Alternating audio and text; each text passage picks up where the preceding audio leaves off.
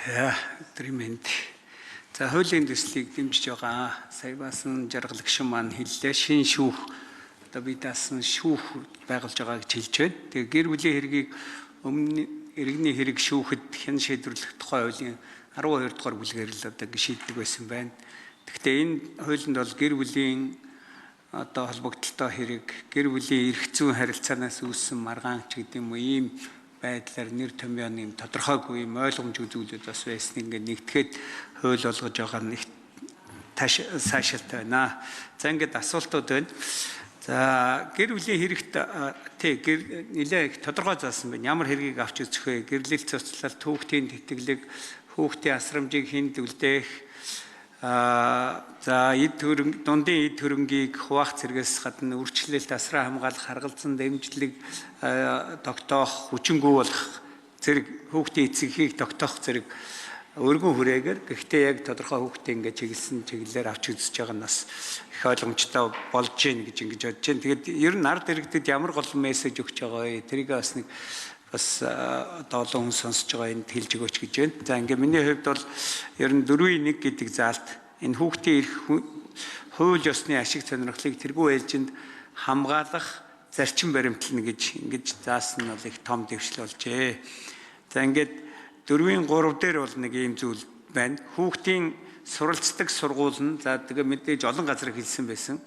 Хүүхдийн хууль ёсны төлөөлөгчийн зөвшөөрлгүйгээр за одоо тэр эцэг эхчүүд байна уу хэн байна тэр нь зөвшөөрлгүйгээр шүүх шийдвэрээ гаргахаас өмнө шүүхэд гомдол хүсэл гаргах хэрэгтэй гэж ингэ зааж гисэн байгаа юм. Тэгэхээр энэ их сайн заалт байна гэж харж байгаа. Тэгээ үүнийг хэрхэн ямар арга замаар хэрэгжүүлэхээр бодож байгаа вэ? Жишээлбэл одоо сургууль багш нар нь ингээд оролцоод бол нэмэгдэж байгаа сайн. Гэхдээ тэд нар маань гэрч болох нь байна, нотлох баримт хэлэх нь байна. Тэгээд энийг хэлсэн багш ажилтныг хэрхэн хамгаалах ямар зохицуулт байгаа вэ гэсэн талаар бас тодруулж асууя.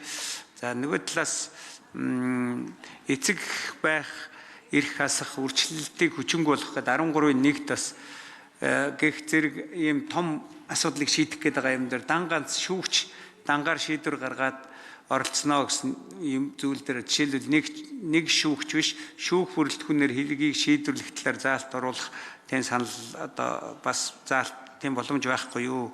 За мөн 19-р зүйл тэр жигтэй гэр бүлийн нөхцөл байдлыг шинжилэн судлах шинжээчийн талаар ингээд урьдсан байгаа юм. Нөхцөл байдлын үнэлгээг ямар арга зүгээр хийх вэ? Тэр үнэлгээ гэдэг дотор нөхцөл байдлын үнэлгээ гэхээр бас тийм яг шууд ойлгохдохгүй байна. Тэгэхээр нөхцөл байдлын шинжээч гээд ийм зүйлийг хангасан одоо насанд хүрсэн ийм сургууль мэрэгчлэр төгссөн хүн байна гэдэг нэг шаардлага хангасан шүүхийн ажилтан хэлнэ гэсэн байгаа юм. Тэгээ энэ ийм бэлтгэгдсэн хүмүүс ер нь одоо хэд байдгийг таны сая яриад байгаа энэ мэрэгжлийн хүн гэдэг нь энэ шинжээчийг хилээд байна уу? Тэгээ энэ шинжээч нар маань үнэхээр ингээд мэрэгжлийн байж чадах уу? Одоо сургууль дээр нийгмийн ажилтан гэж хүн байдаг л да би одоо сургууль.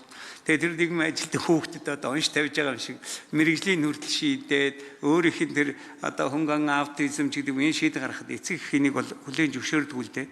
Тэгвэл шүүгч нь энэ шинжээчийн гаргасан үнэлгээ дүгнэлтийг үнэхээр л энэ ч одоо янз бүрийн шинжээчүүд байх болгүй шүүх болгон дээр одоо байх нь те. Тэгэд энийг хүлээж авах хэсгээр ийм ойлгомжгүй байдал өөрөөлөө шүүгч шинжээч хоёрын хооронд юм уу ийм байдал үүсвэл энэ хууль дээр одоо хэрхэн зохицуулагдаж байгаа вэ гэдэг асуудал. Тэгээ ер нь жилд гарч байгаа нийт хэргийн 10 орчим хувийг гэр бүлийн хэрэг эзэлж гин гэдэг бол их том тоотой хэрэг байна л да. За баасан жаргалагч хариулъя. За хууль зүйн дотоод хэргийн амнаас хуулийн төслийг өргөн барихтаа анх шинжээч гэдэг ийм нэр томьёотой өргөн барьсан. За тэгээ хуулийн ажлын хэсэг нэлээ ажиллаж байгаад бол энийг яг шинжээч гэдэг нэр томьёо нь өөрөө тохирохгүй юм байна. Шинжээч гэхлээр хүндлэнгийн бие даасан хараат бус байх. За тэгээд бас шүүхийн шинжилгээний тухай хууль гэдэг эрх зүйн орчин нь бол маш өөр байдаг. Тийм учраас энэ хүн бол яг шинжээчийн статустай бол ажиллахгүй маань харин хүүхэд гэр бүлийн мэрэгчлэлтэн гэдэг ийм одоо статусаар ажиллах хэрэгтэй юм байна. Нэг. За тэгээ энэ хүн өөрөө яг шүүхийн одоо байгууллагын захиргааны ажилтан ийм байдлаар ажиллана. За цэвэр энэ хүний гаргах дүгнэлт санал бол маш мэрэгжлийн ийм санал дүгнэлт байна. За хуулиар бол бид нар бас 3-аас доошгүй жил мэрэгчлэрээ ажилласан байх сэтгэл зүйч нийгмийн ажилтан, социологч гэсэн эдгээр ийм 3 ажил мэргэжлийн ийм хүмүүс болвол шүүхэд болвол яг ингээ бүтэн цагаар яг шүүхэд болвол шүүгчид шаардлагатай мэдээлэл тайлан гаргаж өгөх ийм одоо мэргэжлийн хүн байна гэж харж байгаа. За түүнээс гадна яг энэ тайлан буюу хүүхэд гэр бүлийн мэргэжилтний өөрийнх нь бүрэн эрхийн асуудлыг бас хуулиар нэлээд наривчилсан. Энэ хүн дүгнэлт гаргахдаа ганцхан хүүхэдтэй уулзахгүй хүүхдээс гадна багштай хүүхдийн амьдарч байгаа орчин за бүр eenэгшин дассан байдал өвөө шаардлагатай бол өвөө эмээтэй нуулзах гих мэтэр маш нарийн ийм судалгаа явуулахаар бол бүрэн эрх дээр нь заасан байгаа. За тэгээ эдгээрийг бас арга зүйн хувьд бол бас харилцаа адилгүй ийм одоо бас арга зүгээр бол явуулна. Зарим тохиолдолд магадгүй ажиглалт явуулах шаардлагатай бол эсвэл ярилцлага хийгч гэдэг юм уу. За сургууль бусад одоо шаардлагатай мэргэжлийн байгууллагуудаас нөхцөл байдлын дүгнэлт гаргуулж авахч гэдэг юм уу. Гэх мэтэр ингээд маш олон одоо төрлийн арга зүйгээр бол ийм мэргэжлийн дүгнэлтийг бол гаргана гэдэг ийм байдлаар бол томьёолж өгсөн. Гэхдээ энэ мэргэжилтний дүгнэлт бол дүгнэлтийг бол шүүгч бол харгалзаж үзэж шийдвэрээ гаргана. Гол нь энэ мэргэжилтний дүгнэлт өөрөө маш чухал нотлох баримт учраас эдгээр энэ баримттай бас зарим тохиолдолд бол эцэг эхийг танилцуулахгүй хураангуй байдлаар бас гаргах хэрэгцээ шаардлага бас гарч болжгүй байдаг. За тэгээ бусад улс орны туршлагыг харахаар ч гэсэндээ дэлгэрэнгүй, хураангуй. За зарим тохиолдолд шүүгч нар тухайн гэр бүлийн нөхцөл байдалтай бүхэлд нь биш яг ганцхан асуудлаар жишээ нь дүгнэлт гаргуулахаар бас тухайн мэргэжилтнээ жишээ нь томилж олно. Юу гэдгийг хүүхдийн одоо аавтайгаа eenэгсэн тассан байдал дээр дүгнэлт гаргаад өгөөч гэдэг юм уу те. Гэх мэтэр ингээд маш олон ийм асуудлуудаар бол шүүгч өөрөө захирамжаа гаргаад шийдвэрээ гаргаад тухайн одоо ажилтнаа бол даалгаад ингээд энэ мэргэжилтэн бол шийдвэр тухайн мэргэжлийнхаа тайлан дүгнэлтийг гаргана гэж ингэж харж байгаа. За хоёрдугаар таны дээр асуусан багш нар орж ирэх боломжтой болж байгаа гэдэг бол энэ бол энэ хуулийн бас нэг чухал олдтой тал. Ер нь бол иргэний ирэг дээр бид нар эрх ашигт хөндөгцсөн талууд л энэ шүүх хуралдаанд оролцдог, шүүхэд хүсэлт гаргадаг. Харин хүүхдийн тухайд хүүхэд өөрөө өөрийнхөө эрх ашигыг хамгаалах эрх зүйн чадамжийн үед бол төдийлөн харилцаа адилгүй байх учраас шаардлагатай тохиолдолд багш нь хэрвээ энэ асуудлыг мэдэх юм бол тухайн шүүхэд хүсэлт гомдол хүртэл гаргах ийм бүрэн эрхтэй байхаар бол хуульд оруулж ирж байгаа. Бодит амьдралаас ч гэсэн энэ өөрөө заалт урган гарсан. Шүүгч нарын дунд хийсэн бас яриа судалгаа за мөн гадны бусад улс орны туршлагыг ингээ харахад хүүхдтэй хамгийн ойр ажилдаг хүмүүсийн нэг бол яалчгүй багш сургууль хүмүүжүүлэгчтэй байдаг. Хүүхдийн нөхцөл байдлын талаар хамгийн сайн мэддэг хүмүүсийн нэг байдаг.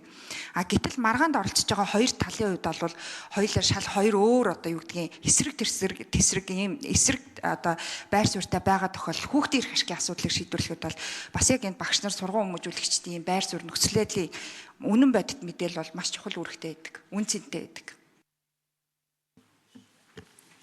За галууд гишүүн тодруулж асууя. Тэгэхээр энэ зүйлүүд их давуу байдлыг бий болгоод байгаа л да. Гэхдээ энэ хүмүүсийн мэрэгжлийн байлгах бас айдасгүй байх гэдэг байдлыг яаж хангах вэ? Одоо тэгээд одоо юу гэдэг нийгмийн ажилтан социологч гэдэг хүмүүс ч одоо их сургуульд үзэж байгаа хөтөлбөр нь бол энэ чиглэл рүү бол ороогүй байгаа шүү дээ. Тэгэхээр одоо ихтэй сургуульд үздэг хөтөлбөрт хүртэл те оруулах ажлыг бас энэ шүүхийн мэдлэгтэй болгох энэ төр ч юм бас их чухал шүү дээ. Тэгвэл ийм хүмүүс энэ их чухал санаа нь бол их зөв байгаад байгаа. Тэгээ сая багш нарыг ярьлаа, багш нарыг бас оруулах асуудал дээр ч гэж байна. Тэгээ би түрүү бас юу асуусан байж байгаа. Нийт одоо энэ хэрэг АТ багш нарын талаар бол хэлсэн байж байгаа. За энэ дээр ер нь бол эвлэрүүлэн зуучлалын тухай хуульд ингээд тусгай нэг бүлэг болсон байгаа шүү дээ. 4-р бүлэг гээ те. Энд чинь өөрөө эвлэрүүлэн зуучлалын хууль байгаа даа. Энэ хуулиас юугаараа ялгаатай юм?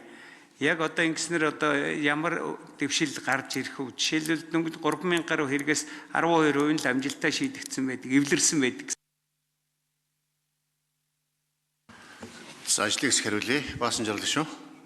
За эвлэрүүлэн зуучлалын ажиллагааны хувьд одоогийн бидний явж ирсэн эвлэрүүлэн зуучлалаас энэ шүүхийн шатнд дах эвлэрүүлэн зуучлалын ажиллагаа гэдэг бас нэг ийм онцлог ийм бүлэг зохицуулалт орж ирж байгаа.